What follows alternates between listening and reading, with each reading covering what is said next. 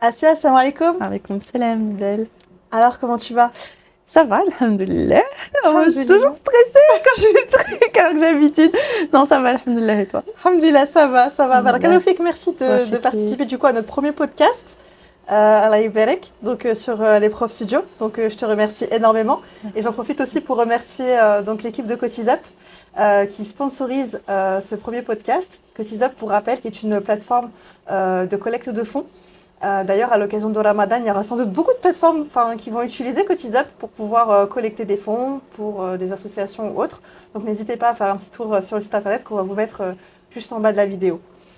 Assia, aujourd'hui, on se retrouve pour parler de plein de sujets ensemble. D'abord, on va essayer de connaître un peu plus ton parcours et puis ensuite, on ira sur un des sujets sur lesquels tu prédomines, hein, si j'ose dire, c'est celui de l'entrepreneuriat. Inch'Allah. Alors, en quelques mots, Assia.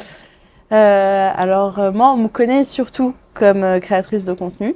J'ai commencé il y a un peu plus de 5 ans, en fait, bientôt 6, une page qui s'appelle Demi-Zen, qui était exclusivement en anglais. Et je parlais de style de vie conscient en lien avec l'islam. Pour moi, c'était important de mettre en lumière l'importance de l'éco-responsabilité, d'un style de vie plus doux en tant que femme musulmane. Je trouvais que ça manquait beaucoup sur les réseaux où on était toujours encouragé à faire plus, consommer plus et pas être assez dans le moment présent, assez dans de quoi j'ai réellement besoin et qu'est-ce qui est le plus aligné avec ce qui fait qu'Allah est satisfait de moi. Cette page a bien grandi, m'a ouvert plein d'opportunités. Et c'est ces opportunités, notamment avec des marques, mais aussi en tant que consultante freelance, qui m'ont fait me rendre compte que les musulmans qui ont des entreprises ont parfois des manquements qui influencent négativement l'économie de la Oumma et la consommation de la Oumma. Donc, j'ai passé beaucoup de temps à me dédier aux consommateurs. Et ensuite, j'ai lancé un autre projet qui, du coup, est en lien avec les entrepreneurs musulmans et qui fait le lien directement avec mon domaine d'études, qui est le commerce et l'entrepreneuriat. Et donc, j'ai lancé Dynamique, qui est une plateforme qui accompagne les futurs entrepreneurs musulmans à lancer des projets alignés avec leur foi et l'impact. Parce que voilà, c'est important en tant que musulman d'assumer cette responsabilité et cet honneur qu'Allah nous fait tous les jours en nous choisissant. Voilà. Bon, franchement, c'est super du coup. Et finalement, ce qui est intéressant avec ton parcours, c'est que comme tu as commencé par The Mizen, qui du coup est une page plutôt orientée vers les anglophones, c'est ça? Oui, ouais, UK, c'était c'était exclusivement en anglais. La majorité de mon audience est en fait, c'est très éclaté. Donc, je dois avoir en tête, il me semble que c'est l'Inde. Et puis après, on est à peu près des parts égales de Malaisie, Angleterre, États-Unis et Pakistan. Donc, ça les 5 pays principaux. Donc, des visions de l'islam qui sont à la fois très alignées, en même temps avec des nuances qui sont très belles. Et moi, ce que je voulais, parce que j'étais pas forcément la plus... comment dire, j'étais un peu critique de la communauté musulmane française. Et je me disais, on a tellement à apprendre de la Oumma dans son ensemble que du coup, c'était important pour moi de faire cette page-là en anglais. Et puis après, voilà, je me suis dit, c'est peut-être qu'on a aussi besoin de ce travail-là en France. Donc, je pense que le fait d'avoir commencé à aborder ces sujets de consommation responsable, ici, on en avait besoin. Et pareil sur la vision de l'entrepreneuriat, qui, encore une fois, pas toujours simple à porter, parce que on en parlera pendant cet épisode, je pense, mais c'est pas toujours ce qui est le plus glamour, entre guillemets. Forcément, quand on dit aux gens, voilà comment vous devez faire pour vous améliorer, pour avoir plus d'impact et tout, ça demande des efforts, ça demande de déconstruire certaines choses et c'est jamais confortable. Mais moi, ça me tenait à cœur parce que je trouve que c'est comme ça qu'on avancera réellement ensemble. Donc voilà. Et pour moi aussi, ce travail-là, finalement, surtout sur Dynamique, comme je te disais, ça fait vraiment écho à ce que j'ai fait avant de lancer ma page. Parce que j'avais déjà des projets, je bossais déjà sur des projets d'entreprise à impact. J'avais travaillé dans une structure qui était dédiée aux entrepreneurs à impact. Et d'ailleurs, je me rappelle très bien, j'étais la seule musulmane dans cette structure.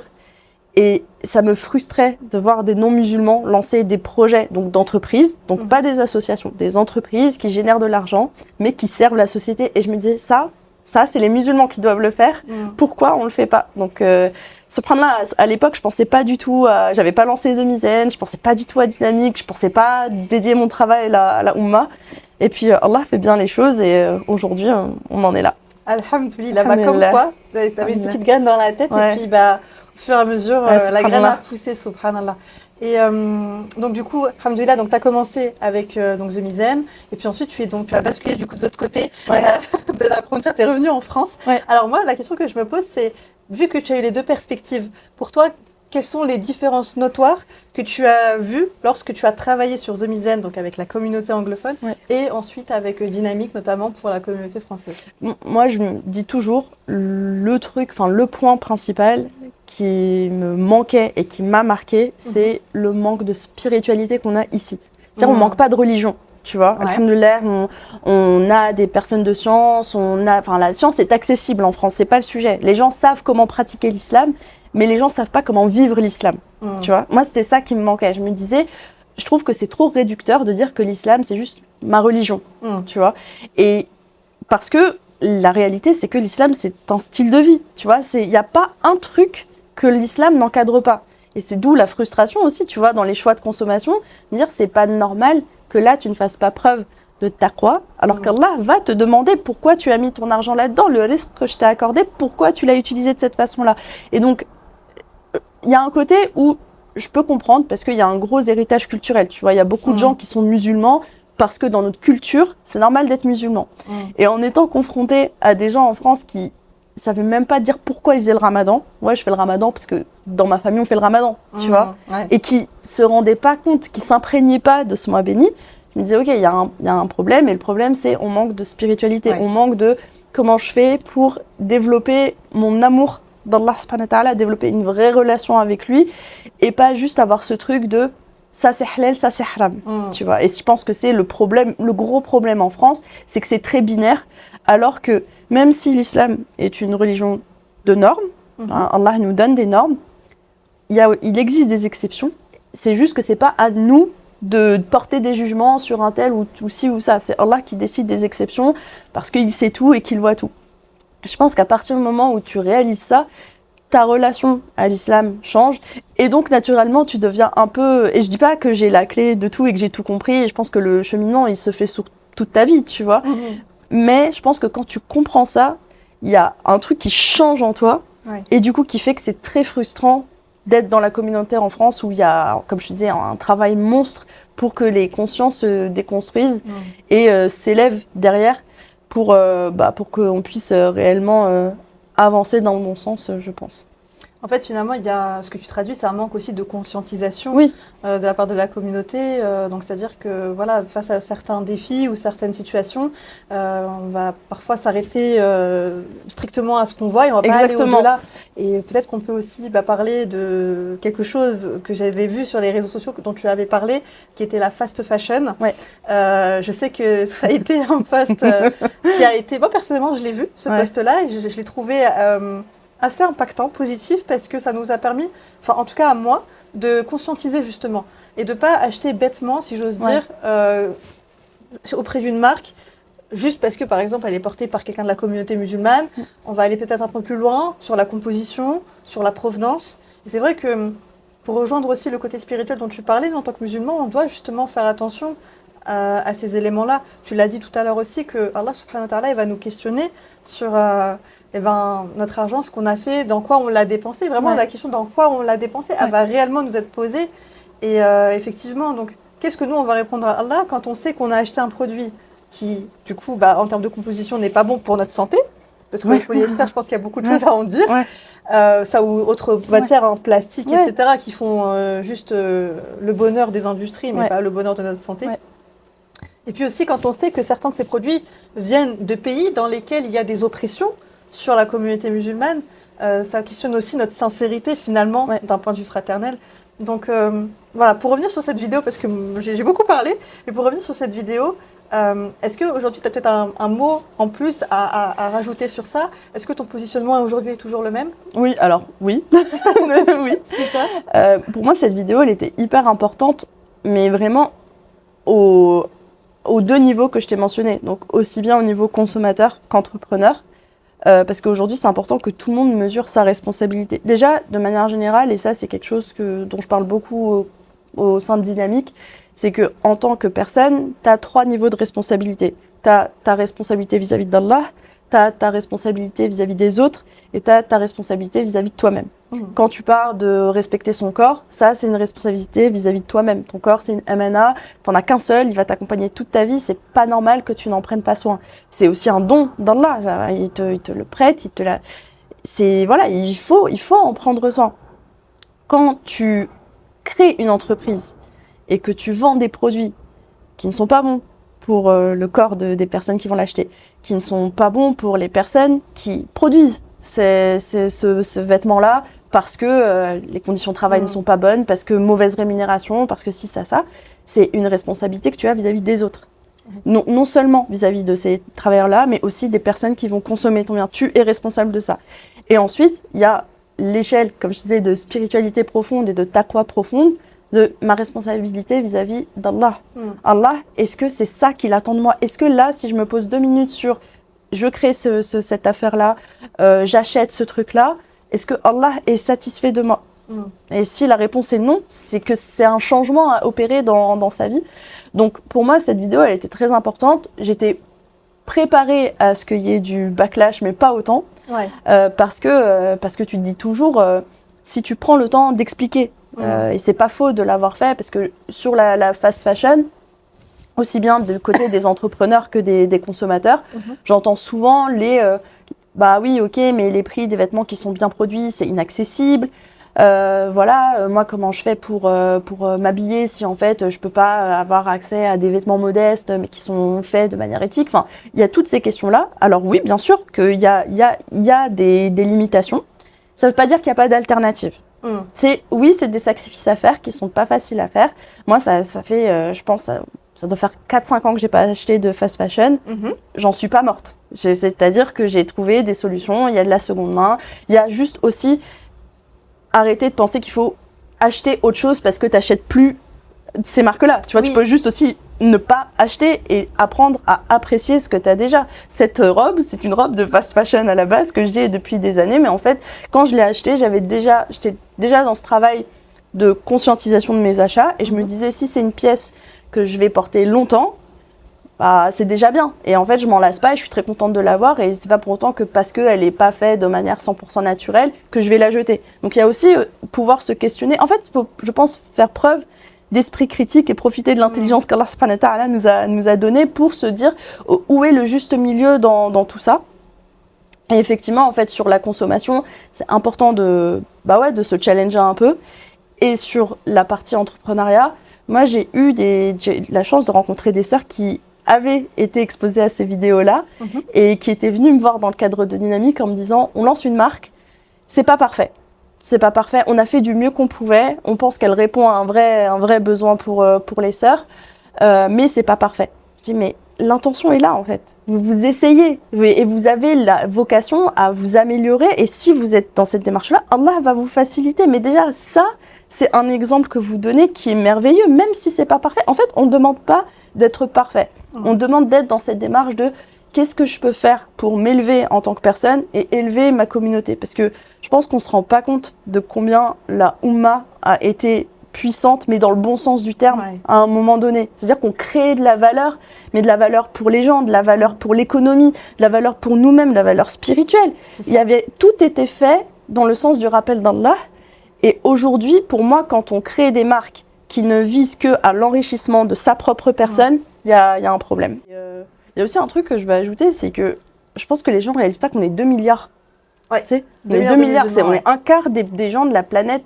Et je trouve ça fou qu'aujourd'hui, la majorité des gens n'ont pas une bonne image des musulmans, y compris les musulmans eux-mêmes. Tu vois. Vrai. Et je pense qu'aujourd'hui, il y a ce travail à faire de comment on fait pour, encore une fois, honorer cette chance et vraiment renouer avec ce que l'islam nous a transmis à tous les niveaux. Aussi bien, encore une fois, dans créer des entreprises qui ont du sens et se questionner sur sa consommation. Ouais, c'est intéressant que tu parles justement du nombre de musulmans qu'il y a dans le monde. C'est vrai qu'on est très nombreux et je pense que En France aussi, on est très nombreux. Je pense qu'on est beaucoup plus nombreux que les chiffres qu'on nous dit d'un point de vue statistique officiel. Je pense qu'on peut faire un x3, voire un x4, pour être très honnête. Et je pense que la communauté musulmane française sous-estime énormément son impact dans la consommation. Si on reprend un exemple sans citer de marque, récemment, il y a une marque de fast-food qui s'est dite passer au halal et qui, le jour justement du lancement, s'est vue avec un plus de 100%, alors que cette marque-là, c'était une marque qui se faisait boycotter à la base et qui doit être boycottée. Et pourquoi cette marque-là a fait ce choix-là de passer au halal? Parce qu'elle sait que la communauté musulmane va consommer si elle passe au halal. Et ça a été le cas pour cette marque, ça a été aussi pour le cas d'une autre marque, par le passé aussi de fast-food, qui a fait le même changement parce qu'elle allait tomber en faillite. Et parce que ces marques-là, qui sont tenues par des non-musulmans, ont compris en fait que la communauté musulmane apportait non pas des millions, mais des milliards d'euros par an. Et aujourd'hui, je pense que la communauté musulmane française a vraiment oublié, voire n'a peut-être pas conscience de sa force de frappe. Et donc le fait qu'elle encourage certains projets qui ne sont pas éthiques, et ben forcément, ça va jouer aussi contre eux. Ils devront rendre des comptes Yaoum al-Qiyamah.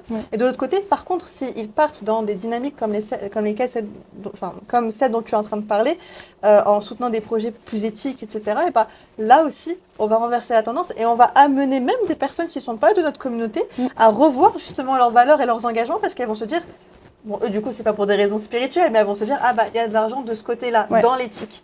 Donc c'est pour ça que d'un point de vue collectif, c'est important que nous, en tant que musulmans, on soit vraiment impliqués et que d'un point de vue tout à fait unitaire, on soutienne les projets de la communauté. Il y a quelque chose que moi, je me fais réflexion, je ne sais pas si toi, c'est la même chose. Je pense que toi, tu vois beaucoup d'entrepreneurs, beaucoup de directeurs, beaucoup de personnes qui sont dans le business, donc tu pourras sûrement me répondre. Mais est-ce que tu sens, d'un point de vue très honnête, et du coup, c'est très cash ma question, qu'il n'y a pas peut-être des fois aussi des formes de jalousie négative au sein de la communauté? On est parfois jaloux de la réussite de certains frères et sœurs. On va rabaisser le travail en disant pourquoi il veut s'enrichir, le musulman il ne doit pas être riche, ce genre de choses. Est-ce que toi c'est quelque chose que tu entends au quotidien? Je sais pas si je l'entends, mais tu le perçois, comme tu dis, tu le sens. Enfin, je pense que ce type de vidéo, par exemple, dont on parlait, ça a mis aussi en lumière ce truc où tu vas dénoncer des choses.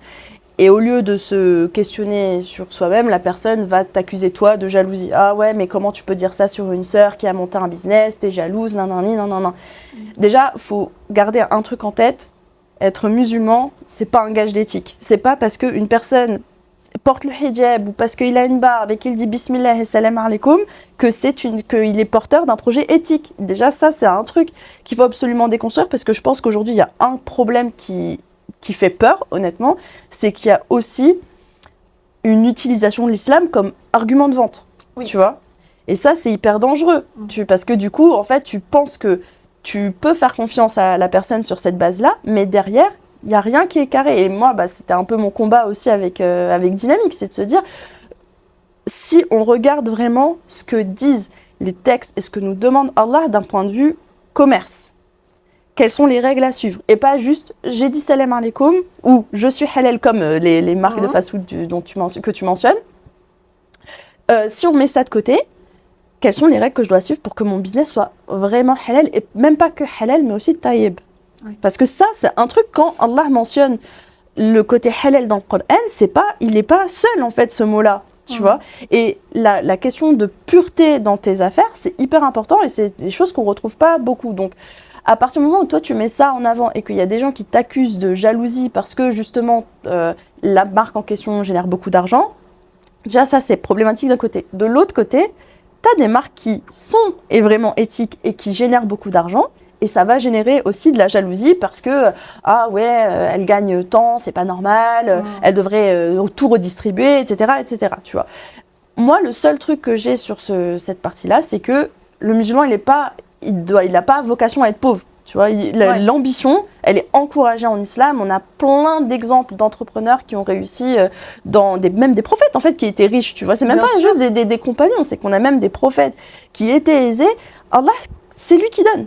Tu vois. Et donc, pourtant, excuse-moi Assia, tu vois, il y a vraiment ce complexe, c'est pour ça que j'insiste avec toi dessus, c'est que vraiment, dans la tête de beaucoup de personnes, et même sur les réseaux sociaux, des personnes qui ont de l'influence, vont dire, oui, les sœurs ou les frères, contentez-vous de peu. Ouais. Alors, je peux comprendre ce côté-là, mais on est vraiment des fois carrément dans l'encouragement à se dire, faut pas viser haut, Ouais. il faut pas chercher à s'enrichir, il faut pas.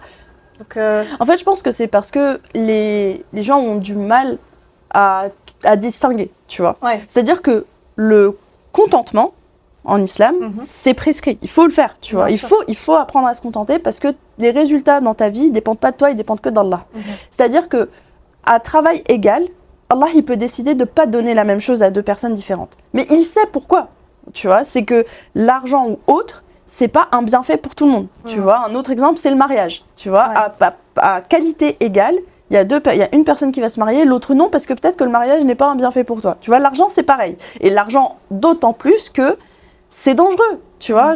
Aujourd'hui, on a beaucoup d'exemples de combien l'argent, ça crée un brouillard, tu vois. Ça t'éloigne d'Allah dans plein d'aspects, sauf si, en fait, t'avais cette rigueur-là de travailler dans le sens de sa satisfaction et qu'il te donne parce qu'il pense que tu vas en faire du bien, tu vois. Et ça, on a aussi des exemples. Il y a un très riche entrepreneur saoudien qui est assez âgé maintenant, qui avait à cœur justement de construire des affaires de la bonne manière, etc. Il est devenu très très riche, il a donné la majorité de sa fortune, il est encore vivant, il a donné la majorité de sa fortune, il est toujours milliardaire. Enfin, en fait, la sadaqa, elle réduit pas ta richesse, tu vois, parce que la richesse, ça va plus loin que ça. Et donc, on voit, c'est la preuve que l'ambition et le fait de travailler dans le sens de se souhaiter le confort matériel, c'est totalement autorisé en islam. Le seul truc, c'est, ok, si en fait Allah, il me donne pas ça, je dois quand même être content, je dois quand même être satisfait de ce que j'ai, parce que ce que j'ai, peut-être que la personne qui est très riche monétairement, financièrement, elle l'a pas. Tu vois, c'est ce que je te disais tout à l'heure, c'est que des non-musulmans qui sont très riches, il y en a beaucoup. Bien sûr. Et on peut les regarder en se disant pourquoi ils ont dans cette dunya, pourquoi ils ont ces maisons, nanana, moi aussi je veux ça. Mais toi, t'as l'islam. T'as l'islam. Cette personne, elle se lève, elle n'a aucune conscience d'Allah. Toi, tu te lèves, tu te dis Bismillah ar-Rahman ar-Rahim, je commence ma journée, tu fais tes prières et tout. Et je pense qu'à partir du moment où tu distingues bien ce truc de je peux me contenter de ce qu'Allah me donne, mais je peux avoir l'ambition de réussir, en fait, tout va bien, tu vois. C'est pour ça que j'ai appelé mon compte de Mizan, tu vois. C'est la notion de tout est sujet à être posé sur une balance, tu vois. Et toi, tu dois viser l'équilibre. Et l'équilibre, il sera jamais parfait parce que la perfection, elle appartient à Allah. Bien sûr. À partir du moment où juste tu as cette image-là en tête et que tu te dis comment je fais pour faire en sorte que ça pèse jamais d'un côté ou de l'autre, bah en fait, normalement, ta vie va bien se passer. T'auras ton lot d'épreuves qui te serviront à mieux gérer cette balance-là. Mais en tout cas, sur ce sujet-là, pour moi, c'est hyper important de garder en tête que tu peux être ambitieux. Moi, je dis beaucoup, je fais beaucoup de rappels sur l'argent, même avec Dynamique, tu vois. Et c'est pour ça que je trouvais ça fou que des gens me disent « T'as une mentalité de pauvre, arrête de nous dire de pas encourager ces marques-là et tout ». Je suis là, les gars, j'accompagne des entrepreneurs en fait. C'est-à-dire que ce sont des gens qui créent des projets à but lucratif, donc qui visent à gagner de l'argent, et moi-même, mon projet vise à gagner de l'argent. C'est pas moi qui vais vous dire que je me souhaite de pas être rentable. En fait, ça n'a aucun sens, tu vois. Et pour autant, je rappelle systématiquement que l'entrepreneur qui entreprend pour l'argent, il va pas aller loin.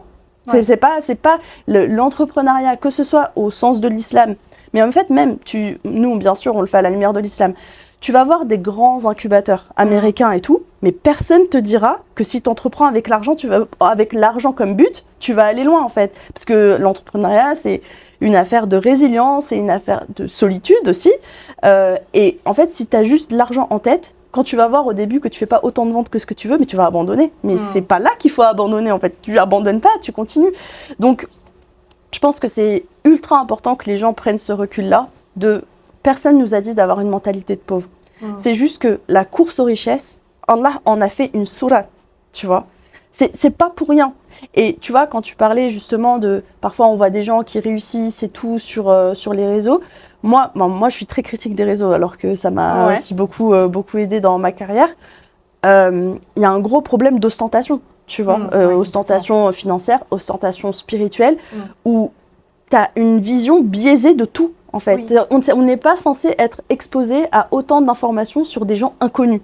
tu vois. Exactement, surtout qu'il n'y a pas de crédibilité derrière. Voilà, c'est ça, il n'y a pas de crédibilité, t'as pas le contexte, les gens choisissent de montrer ce qu'ils ont envie de montrer.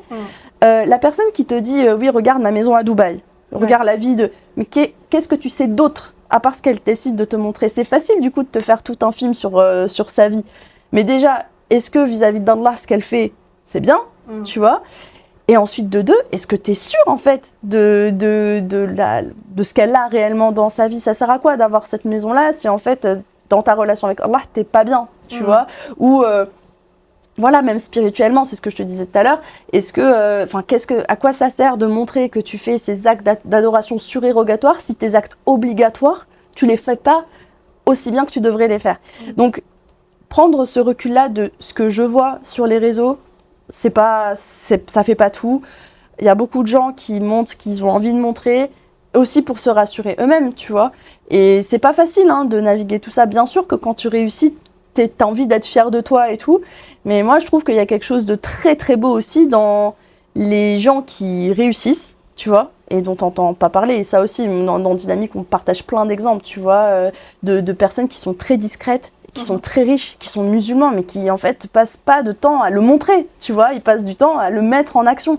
Et ça, encore une fois, je pense que dans la communauté, on a besoin de modèles de réussite, c'est important, mais il faut changer ces modèles de réussite-là, tu vois. Il faut pas que ce soit juste tourner autour de la belle vie, tu vois. Ouais, c'est clair. C'est juste un juste milieu de j'ai construit mon affaire, voilà vraiment de manière honnête et sincère comment vous pouvez aussi y arriver, Inch'Allah, dans le respect de ce qu'Allah attend de nous.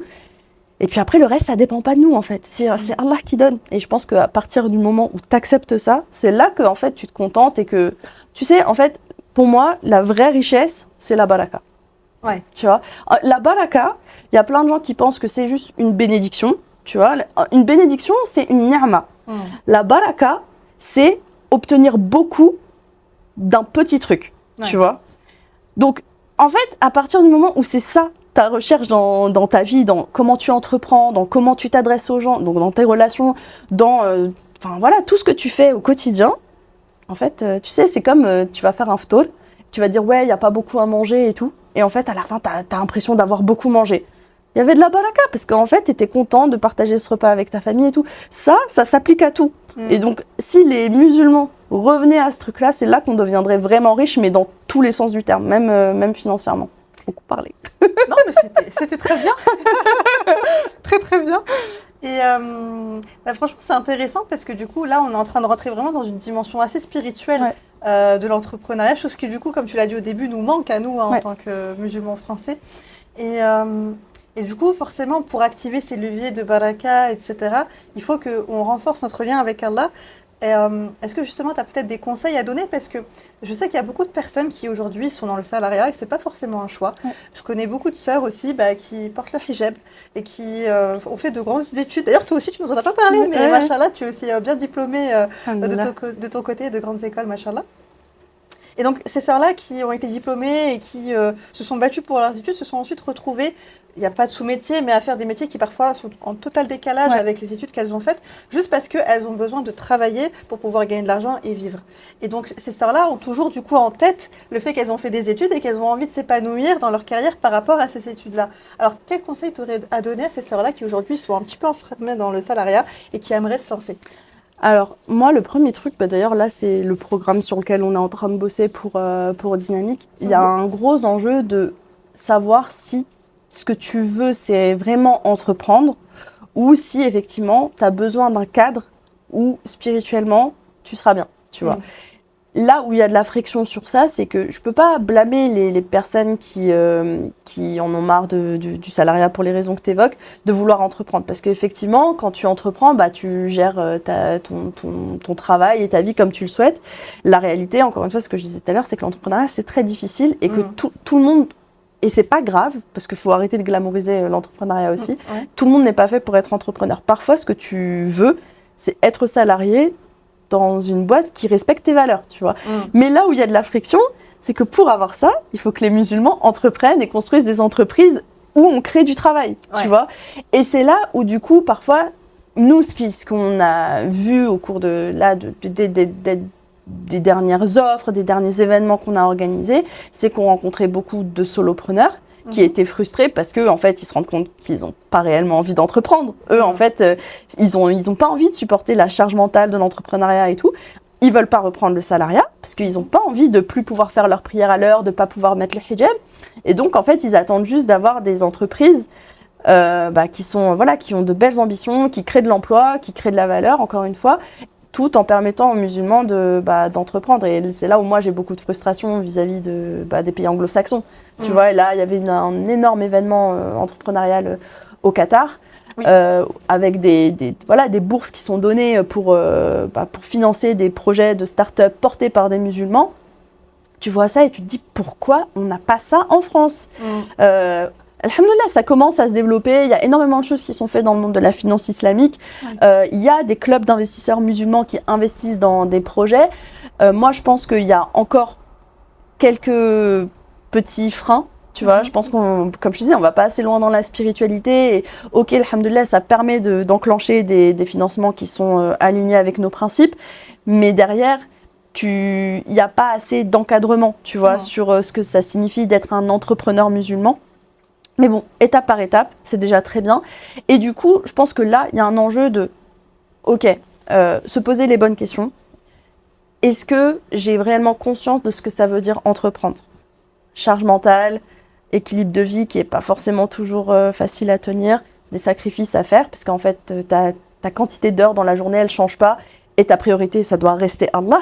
Parce que si tu entreprends, mais qu'en fait, tu as quitté le salariat pour... Et d'ailleurs, on ne l'a pas encore publié, mais j'ai fait une interview avec Sofiane Marzouk de Sorali, fondateur de Sorali, qui, machallah, très belle croissance, vraiment de très très belles personnes qui ont bâti un projet, du coup, qui montre qu'en tant que musulman, tu peux aussi créer des produits qui ne sont pas que dédiés aux musulmans, mais à tout le monde sans compromettre tes principes. Et il me disait, en fait, moi, j'ai quitté le salariat, et je me disais, je vais être entrepreneur, je vais faire mes prières à l'heure, etc. Et en fait, je me retrouvais à être comme ça devant mon ordi parce que entrepreneuriat, tu as toujours 1 million de trucs à penser. Ah bah mince, l'heure de la rassel est passée. Et du coup, tu es frustré parce que tu te dis, c'est pas pour ça que je me suis mis à mon compte. Donc, déjà, c'est être capable de mesurer tout ce qu'implique l'entrepreneuriat. À quel point j'ai de l'appétence pour le risque aussi parce que tu vas devoir prendre des décisions continuellement. Est-ce que tu es OK avec le fait de rater, et avec le fait de perdre de l'argent Bon, alors, quand je dis perdre de l'argent, c'est bien sûr de manière raisonnable. Si tu as une famille à charge, il faut aussi mesurer, tu vois. On en revient toujours à ce travail de réflexion et d'introspection qui, je pense, manque dans la communauté. C'est très important, en fait, de se poser même les questions qui font mal. Tu vois, c'est de dire, OK, ouais, ça me fait mal de l'admettre. Mais là, c'est pas le bon moment, là, je suis pas prête, là, en fait, c'est pas pour moi. Donc, à partir du moment où déjà, ce travail-là, il est fait et que, en fait, tu ressors de ces questions-là en te disant « Ouais, j'ai envie de le faire ». Maintenant, il y a la question de « Est-ce que tu as une idée ou pas ?» Ça aussi, c'est tout un travail. Moi, sur cette partie-là, ce qui est très important et, encore une fois, qu'on voit pas assez dans la communauté, c'est il faut créer des projets qui répondent à de vrais besoins pour de vraies personnes. Pas juste, moi j'ai envie de faire ça, moi j'ai ce problème-là, allez hop, je me lance. Il y a un travail quand même de aller parler aux gens pour comprendre vraiment est-ce qu'il y a un marché ou pas, tu vois, parce qu'après il y a la frustration de je lance mon business, il n'y a personne qui l'a acheté, mais en fait si tu penses être cliente, tu peux être la seule cliente de ton projet, tu vois. Donc il y a beaucoup de questionnements à se poser et avoir l'humilité de se dire ok, tout n'est pas centré autour de moi. Et c'est un peu, tu vois, le fil conducteur, je pense, de notre conversation, c'est qu'aujourd'hui, la Oumma est quand même parasitée par l'individualisme de la société dans laquelle on vit, alors qu'on doit être tourné vers la communauté. Tu vois, c'est bien sûr, le jour du jugement dernier, tu seras seul, mais tu seras questionné sur ce que tu as fait pour la Oumma. Donc, c'est important aussi de se dire, ok, mes projets, mon projet, comment il peut être utile. Donc pas forcément, moi je parle beaucoup d'impact positif, tu vois, mais pas forcément en fait. Si tu as envie d'ouvrir une boulangerie, tu vois, dans ton quartier, c'est de l'entrepreneuriat, c'est très bien, tu vois, tu vas nourrir des gens dans ton quartier, c'est super. Mais c'est voilà, mesurer ce que ça implique et de se dire, ok, là aujourd'hui, est-ce que c'est vraiment utile pour les gens qui sont là à disposition ou pas, aller échanger avec ces personnes-là. Et puis ensuite, suivre Dynamique, parce que c'est comme ça qu'on oui, des projets. Ouais, nous, notre objectif, c'est vraiment de pouvoir accompagner ces entrepreneurs-là, futurs entrepreneurs-là. Il y a un gros axe qui est mis, comme je te disais, sur l'impact positif, sur l'innovation, parce qu'on en a besoin, parce que le musulman, il est acteur de la société. C'est-à-dire que c'est pas parce qu'on est une communauté... Enfin, Allah, il n'a pas créé l'islam que pour les musulmans. Tu vois, il l'a créé pour tout le monde. Donc, et tu l'as très bien dit tout à l'heure, c'est aussi en incarnant nos valeurs qu'on fait une forme de darwa, tu vois. Les non-musulmans, et moi je l'ai vu avec Dynamique, il y a beaucoup de non-musulmans qui m'ont envoyé des messages en me disant c'est génial de voir des musulmans qui parlent vraiment de ce que c'est de faire du business, du commerce en tant que musulman, puisqu'en fait on ne le sait pas, le nombre de gens qui ne savent pas que riba est interdit chez les musulmans. C'est fou, tu vois, ils se disent ah ouais mais non mais je savais pas, mais parce que quand j'avais lancé Dynamique, ça va une des questions que j'avais beaucoup, c'est oui mais pourquoi tu crées une plateforme pour les musulmans spécifiquement et pas pour tout le monde, tu vois, pourquoi moi en tant que non musulman je pourrais pas être accompagnée et suivre un programme sur ta plateforme? Et je dis c'est pas que tu peux pas, c'est juste que on a des règles qui ne sont pas alignées avec ce qu'on fait même dans le milieu de l'impact, tu vois. Dans le milieu de l'impact, tu vas avoir des fonds d'investissement qui ne sont pas alignés, qui encouragent des projets à impact positif, mais qui pratiquent riba, tu vois, donc c'est pas possible. Et tu te dis, ok, si moi aujourd'hui j'incarne ces valeurs-là dans mon projet, et qu'en fait, même si mon projet il n'est pas à viser des musulmans uniquement, en fait, il n'y a que du khayr qui va découler de ça, tu vois.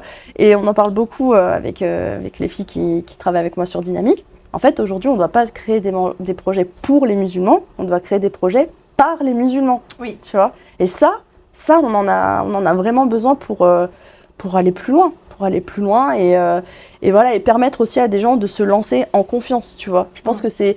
Aujourd'hui, il y a tellement de solopreneurs que le musulman pense que c'est le seul moyen pour lui de fuir le salariat. Ouais. Tu vois.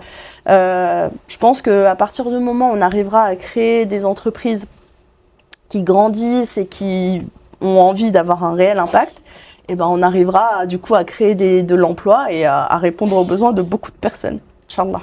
Inch'Allah. C'est important qu'on avance dans ce sens-là pour pouvoir à la fois permettre aux gens de se lancer dans l'entrepreneuriat, mais aussi créer des emplois pour les personnes qui en fait sont pas forcément faites pour être entrepreneurs. Ouais. Parce que ça aussi c'est un truc, tu vois, c'est que le nombre de personnes qui se rendent compte qu'en fait l'entrepreneuriat c'est pas pour elles et qui du coup font face à un truc d'échec, c'est pas facile à gérer, hein. Surtout si tu n'étais pas préparé au début, tu vois, et que tu n'avais pas fait ce travail d'introspection. Parce qu'en fait, je pense qu'il y a un problème assez récurrent chez les entrepreneurs, c'est que tu attaches une partie de ton identité à ton projet, tu vois. Et ça, tu le feras forcément un petit peu, mais il faut vraiment essayer de prendre du recul sur ça, parce que moi, je dis toujours, it's not that serious. Vraiment, c'est pas si sérieux que ça. Les gens parlent de business comme si ça les rendait rois du monde. Un business, c'est un business, tu vois. Il y a des milliers de business qui sont lancés tous les jours, tu vois, et la majorité échoue. Les chiffres sont assez hallucinants. En France, je crois que c'est genre, on a 85% des entreprises qui, en fait, meurent parce que les bases n'étaient pas posées ou parce que les entrepreneurs ne mesuraient pas ce que ça impliquait. Donc, je pense que si on crée ces espaces-là où tu te rends compte de ce qu'est l'entrepreneuriat, tu lances un projet qui est réellement utile et donc il y a plus de chances naturellement de croître et de générer du chiffre et donc de créer de l'emploi derrière, on ouvrira la porte à je pense, de belles perspectives pour les musulmans et autres personnes, parce qu'il n'y a pas que les musulmans, encore une fois. Oui, c'est vrai, franchement c'est vrai. Et tu vois, justement par rapport à ça, tu sais...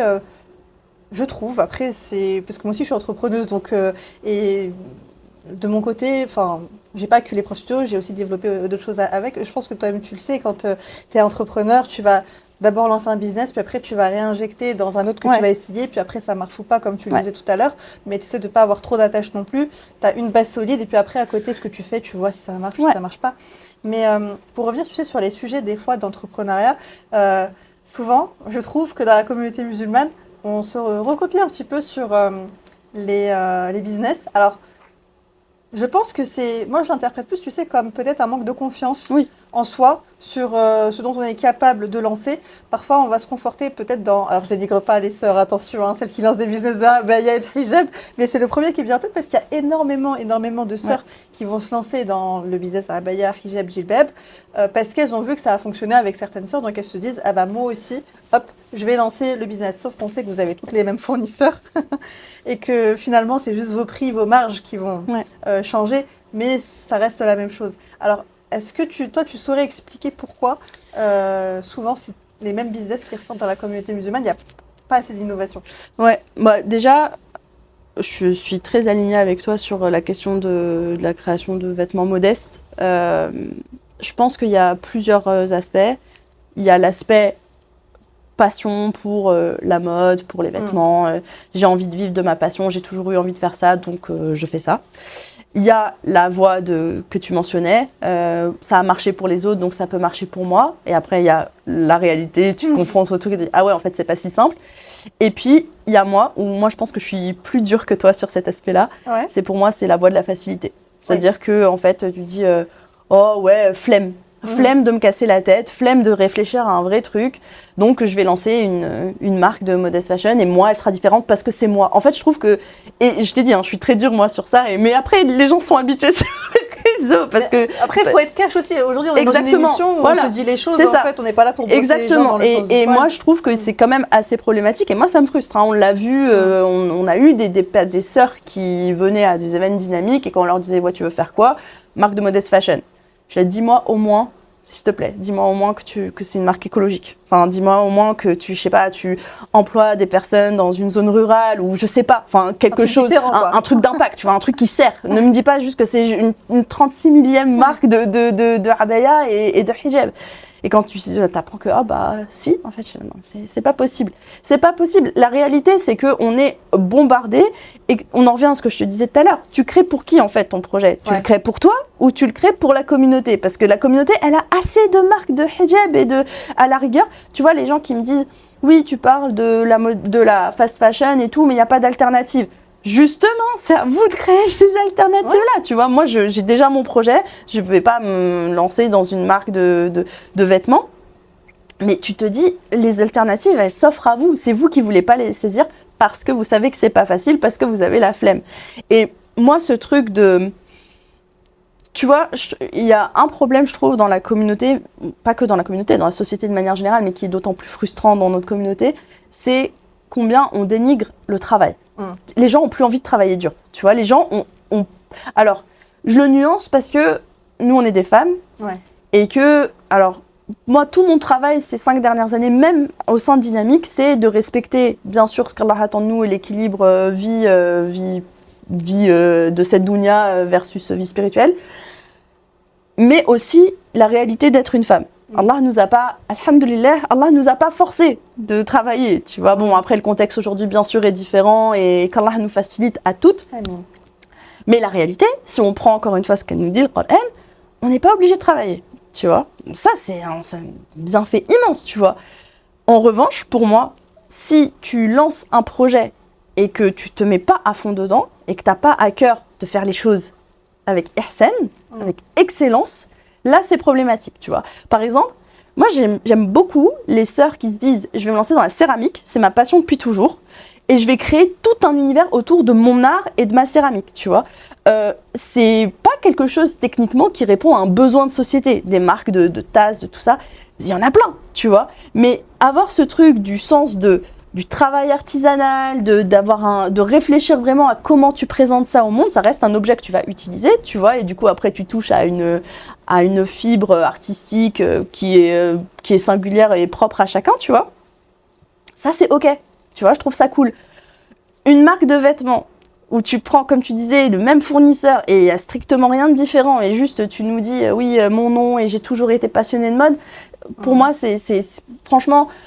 Je trouve que, en fait, c'est pas... Mais encore une fois, je t'ai dit, c'est individualisme versus communauté, tu vois. C'est que dans ta perception de toi-même, ta marque, elle te renvoie à l'image de l'entrepreneur qui a créé une marque et c'est stylé et c'est si... Ouais, le storytelling. Voilà, exactement. Mais c'est vraiment purement pour toi-même et te donner confiance en toi de manière simple, comme pour moi les gens qui font du coaching business. Alors là, ça c'est moi, c'est les trucs. C'est ton combat. C'est mon combat parce que c'est très frustrant, tu vois, de voir des personnes qui vont te vendre des coaching business, mais en mode je vais t'apprendre comment générer tant par mois, et après tu vois les coachings en question, c'est inquiétant. Tu vois, c'est inquiétant à l'ère de l'intelligence artificielle. Ouais. Je trouve que c'est... Et moi, je le dis tout le temps, hein, les gens ont l'habitude de m'entendre parler de ça, parce que c'est grave, en fait. C'est grave de se dire, en fait, tu fais ça pourquoi? Est-ce que tu veux réellement aider des gens? Bah non, tu veux juste, toi, t'en mettre plein les poches. C'est, encore une fois, renvoyer cette image de « je suis une entrepreneur » ou « un entrepreneur à succès,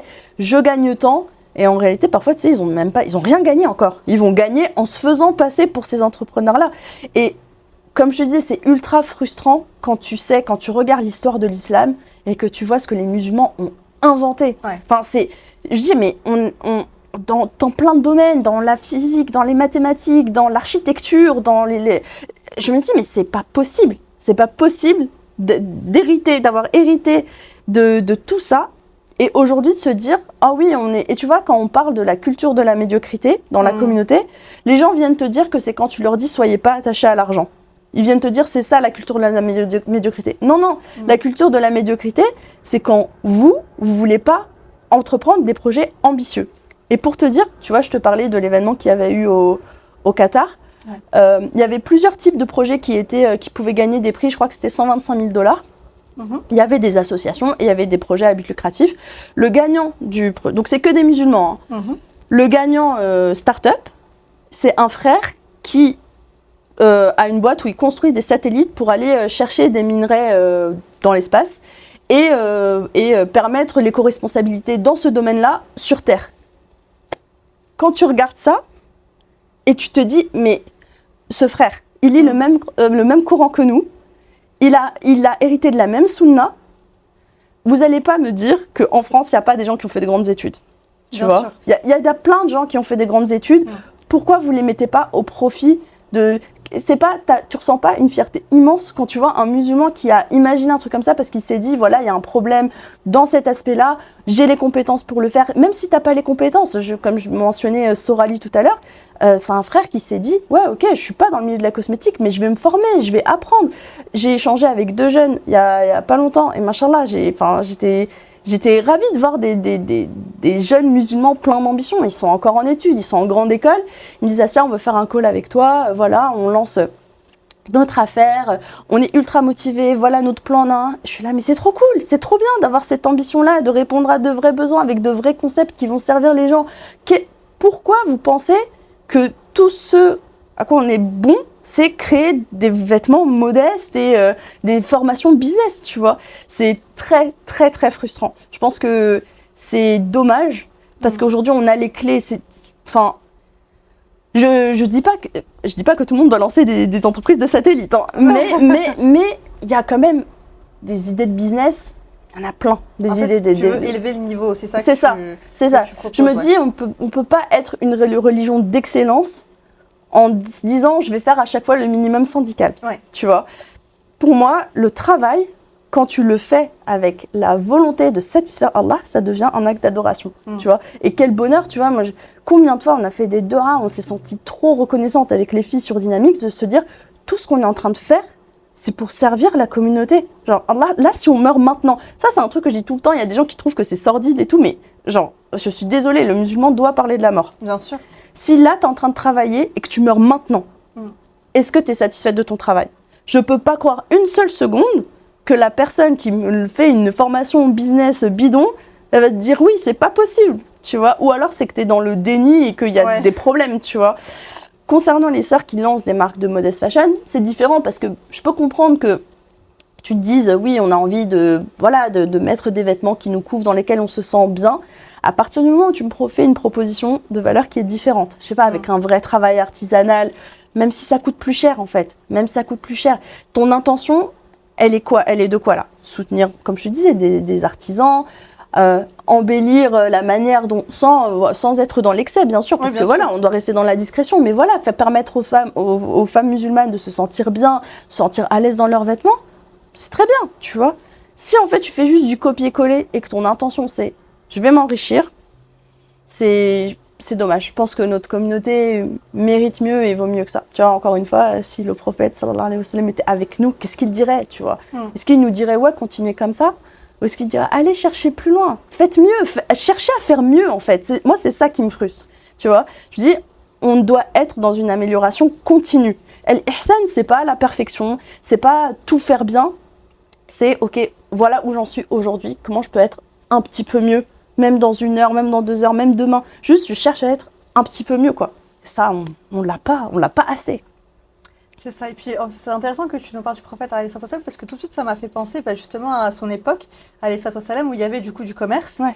et il y avait déjà des règles qui étaient mises en place, Mais tu bien vois, sûr. sur notamment la question de l'honnêteté, le fait de ne pas tricher, etc., où tu pouvais avoir des commerçants qui en fait pouvaient avoir un panier, alors je sais pas très bien, Ouais, d'olives oui, ou ouais, peut-être ouais. de dattes, sur le dessus tu as l'impression que c'est parfait, mais en fait en dessous c'est complètement pourri. Ouais, mais c'est un Ça, sont des hadith que je pratiques, cite beaucoup, ouais. qui sont haram. Ouais. Et finalement, on peut peut-être reprendre cet exemple-là aussi à nous et le caler à nous en nous disant, bah tiens, dans notre entrepreneuriat, est-ce que parfois on n'irait pas dans le sens de ce que faisaient ces commerçants-là à l'époque du prophète alayhi salatu wassalam, parce qu'on manque d'honnêteté, parce qu'on manque de transparence, parce qu'on utilise l'IA pour faire des business formations, parce qu'on utilise aussi l'IA pour écrire des livres. Ouais, ah mais oui. D'ailleurs, je voyais, subhanallah, c'est intéressant parce que je venais tout juste de voir une story de Thomas Sibi de Al Bayina ce matin qui parlait de ça en fait, qui disait, si vous voulez lire des livres, lisez les livres avant 2025. Ouais. Parce que Ouais, on n'a plus les mêmes livres aujourd'hui. Ouais, c'est inquiétant. Franchement, moi, l'IA en elle-même, elle peut. Il n'y a pas d'interdiction d'utiliser l'IA en tant que musulman. Tu vois, voilà, c'est un outil qui peut être utile, tu vois, mais quand tu te crées une réputation, quand tu crées un business, quand tu vends quelque chose à des gens et que derrière, tu n'as aucune transparence, c'est là que c'est problématique, tu vois. Te faire passer pour une experte, un expert de tel ou tel truc, alors qu'en fait, c'est ChatGPT, c'est du mensonge. Tu mens, en fait. C'est grave de mentir et de te remplir les poches sur du mensonge. Encore une fois, où est la baraka dans l'argent que tu as touché? Ok, très bien, maintenant, tu as de l'argent, tu fais... Où est ta baraka? Genre, ton argent, tu vas l'emporter avec toi. Tu vois, ça aussi, c'est pour ça que je dis, il faut penser à la mort. C'est que si demain tu meurs, ton argent, il va rester là, en fait. Et tu vois, cette notion de traces que tu laisses derrière et tout, il y a des gens qui trouvent que c'est le côté un peu... Et pourtant, même moi, parfois, je suis un peu critique de ce truc de, côté très inspirationnel, tu vois. Je pense qu'il faut, encore une fois, un juste milieu en toute chose. L'islam, c'est la religion du juste milieu. Ce côté inspirationnel, on en a un peu besoin quand même, tu vois. Donc, quand tu te dis, quelle est la trace que je vais laisser derrière moi? C'est pas présomptueux, tu vois, parce que on laisse tous quelque chose derrière nous, tu vois. Et si, en fait, tu te dis, tout ce pourquoi j'ai œuvré dans cette vie, c'est me remplir les poches, encore une fois, quand tu vas mourir, tu vas laisser quoi derrière toi? Genre, les gens vont pas parler de toi, ils vont parler de toi 2 minutes, et ensuite ils vont t'oublier. Versus, t'as œuvrer pour changer les choses, pour incarner l'islam tant que possible, tu vois, de faire du mieux que tu peux. Encore une fois, personne n'est parfait. Tu meurs, les gens se souviennent de toi comme une personne qui a fait du khair. C'est ça.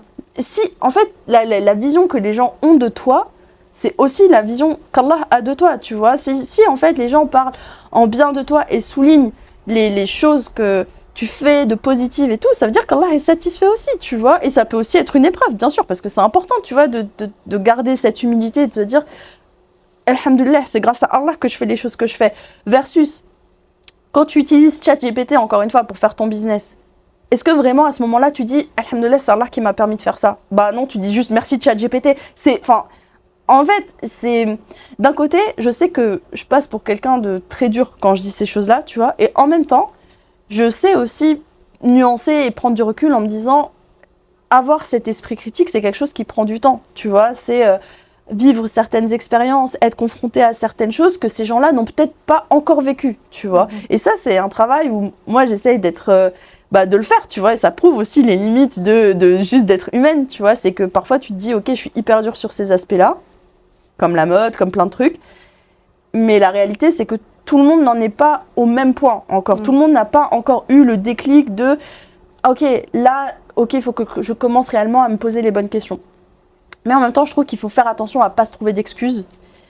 Et ça, c'est un peu le problème, tu vois. Aujourd'hui, on se cache derrière des trucs. Moi, quand je vois de l'IA utilisée partout, ça m'inquiète quand même. Je suis là, mais Enfin, je sais pas, vous vous rendez compte quand même. Allah ne nous a pas créés pour faire ça. Allah nous a créés pour faire de belles choses. Comment vous pouvez utiliser le temps qui nous est accordé? En plus, on ne sait pas encore combien on en a. Tu vois, ça se trouve, tout à l'heure, c'est terminé. Tu vois, dis, en fait, là, mon temps, je l'utilise pour faire quoi? Ah bah, je l'utilise pour ça. C'est problématique. Je me rappelle même plus de ta question. C'est bon, mais moi non plus, Mais je pense, ouais, tu vois, oui, par rapport aux sœurs qui lancent des business peu innovants, je pense que la voie de l'innovation aussi, elle fait peur parce qu'on imagine des trucs de fou, tu vois, dans des domaines compliqués, alors que ça passe aussi juste par, encore une fois, prendre des industries qui sont saturées et essayer de débloquer les problèmes qui persistent. Et dans la modest fashion, il y a du travail à faire, tu vois, il y a du travail, même, ok, en fait, tu vois, ce truc de ça coûte cher, enfin, ces vêtements-là, éthiques et tout, ils vont coûter cher. On en revient à la boucle de ça vous dérange pas de mettre des sommes astronomiques dans des marques de fast fashion qui sont pas détenues par des musulmans, mais aussi par des marques tenues par des musulmans et qui sont pas éthiques. Par contre, pour soutenir des sœurs qui se lancent et qui essayent de faire bien, c'est problématique. Qu'est-ce que vous payez réellement? Est-ce que vous payez le produit et comment il va vous servir? Ou est-ce que vous payez un statut? Ah, je porte telle marque, donc je fais partie de tel cercle, tu vois. Et ça aussi, c'est problématique parce qu'en fait, ce qui doit te guider dans ta vie, c'est pas le statut, c'est pas comment les gens te perçoivent, c'est comment Allah te voit. Et je pense ne pas me tromper en disant qu'Allah va plus récompenser les personnes qui auront à cœur de soutenir ces sœurs qui font mieux, qui essayent, plutôt que oui, ces sœurs qui en fait se disent juste ouais, cette marque elle est trop stylée, je m'en fiche de ce qu'il y a derrière. Et on faute assez pour ne pas être négligent de la baraka qu'on peut obtenir sur ces trucs-là, tu vois. C'est-à-dire qu'il ne faut pas penser que parce qu'on fait ce qu'il faut faire, ça suffit. Non, parce qu'en fait, encore une fois, on sera questionné sur ces choses-là.